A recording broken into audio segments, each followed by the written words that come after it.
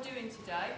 You should know, hopefully most of you, that in about 10 days' time, most of you are going to be doing a mock on Literature Paper 2. Now, Literature Paper 2 is Inspector Paul's, it's conflict and power poetry, and it's unseen poetry. So obviously today's session, we've got a lot to fit in because it's going to cover those three areas. Okay? So all I'm going to start off by doing is explaining what this big white sheet is, which you all should have. It's double-sided.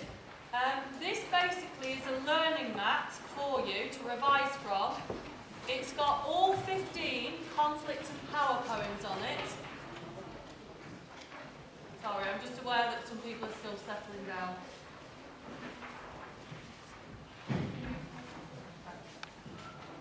So it's got all 15 conflict and power poems on it.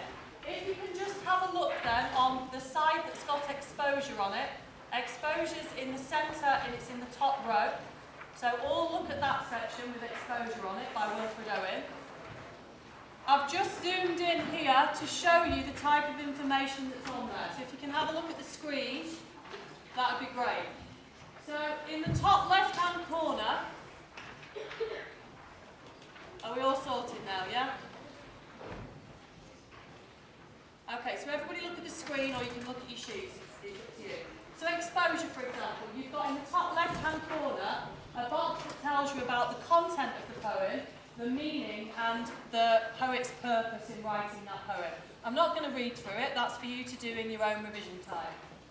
You then have a look at the bottom left-hand corner. For each poem you've got some language analysis. Now that box is great because it gives you quotations to learn that are really relevant. It also gives you named methods used within those quotations.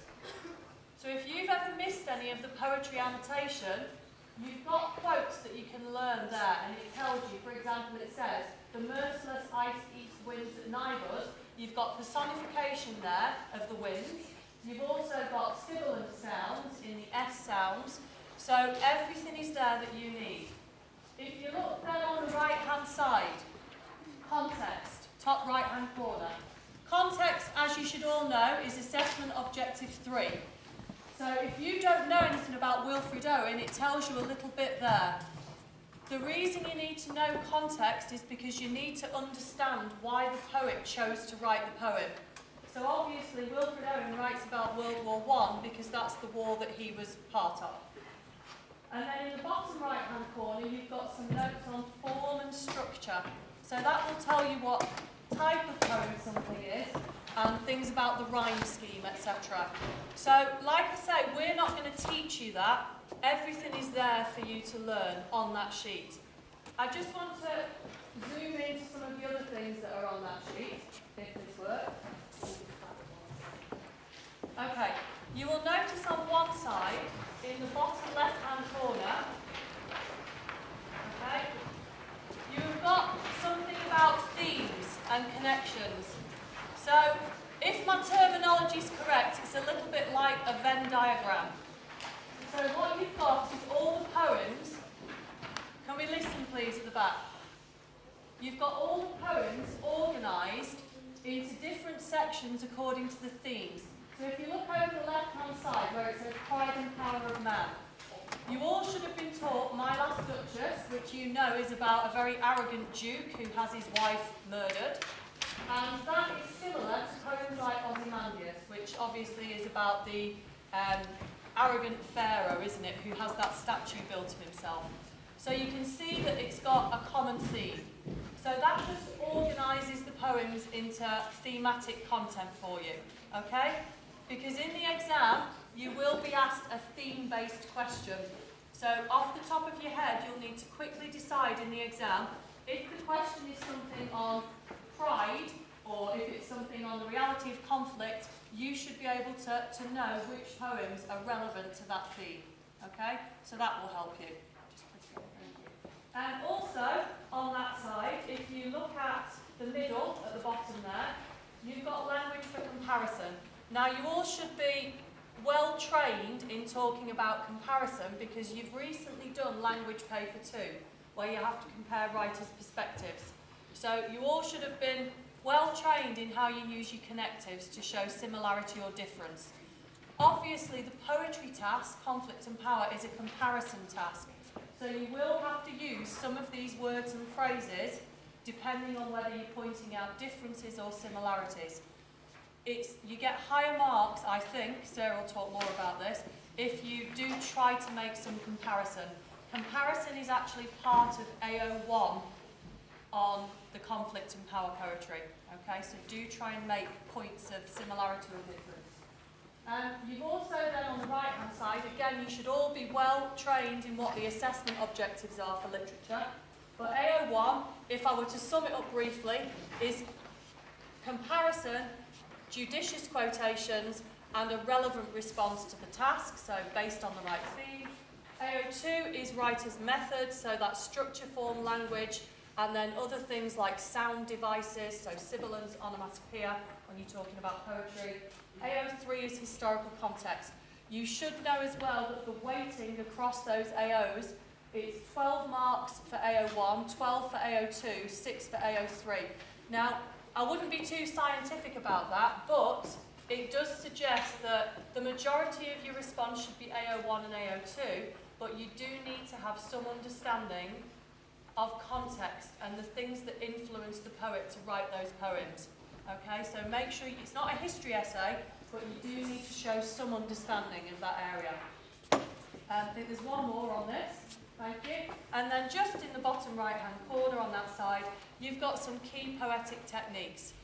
You'll notice that there are some more obvious ones like simile and metaphor, which is imagery or language techniques, if you like. But you've also got things on form and structure, so caesura. You've got things like rhyming couplet. So it's just something extra for you to have that you can revise from. So keep it, use it in preparation not only for the mock that's coming up in 10 days' time for most of you, but also for your real exams, okay? Invaluable resource. Right, that's me done with that bit, okay? Thank you.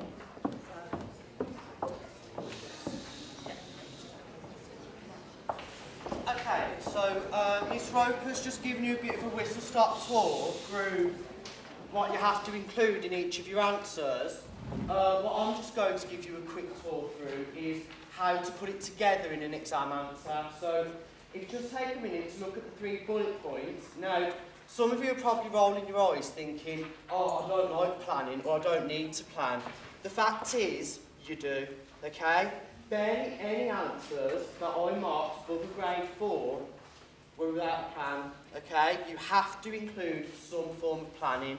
It just helps you to tie all of your ideas together a little bit more. Also, when you're practicing in your mock exam, right up until the real exam, you need to time yourself when writing. I would recommend 10 minutes planning, and I'll go through with you how to plan your answers. Half an hour writing, 5 minutes proofreading at the end. In each section of the exam, language and lit, you get 4 to 5 minutes. This is how I would break it down for your literature answers. Also, you need to know the main ideas from each poem, AO1, okay? So in other words, you need to know the key interpretations of each poem. What are the writer's ideas? So I'd get that down, okay? Because that is what's going to carry you through the rest of your answers. Okay, so here's just an example of a question that you might be asked, okay? So you'll have a poem in front of you. You'll be asked to compare how 2 poets do something. Now, you already know it will be linked to power and conflict. So here is just a specific strand of power. So how do the poets present the power of institutions over ordinary people, okay? So just take a minute to look at this question, because you will need to plan your whole answer on this. Yeah. Okay, so, oh, the next one's down. Okay, so, up on here, okay, is just some steps on how to break your planning down, okay? So the first thing you need to do is you need to think about what is your key point you're going to make about London. So, what's one way that we can interpret London? What is London about? Anybody? before I pick someone. Go on. Why lost? Okay, not quite. So, go on. You're going to have to speak up, sorry. The corruption of government, fantastic, well done. So, you would use that understanding of London and you would carry it all the way through your answer, okay? So whenever you're writing your IQED answers, you need to have that key idea in your head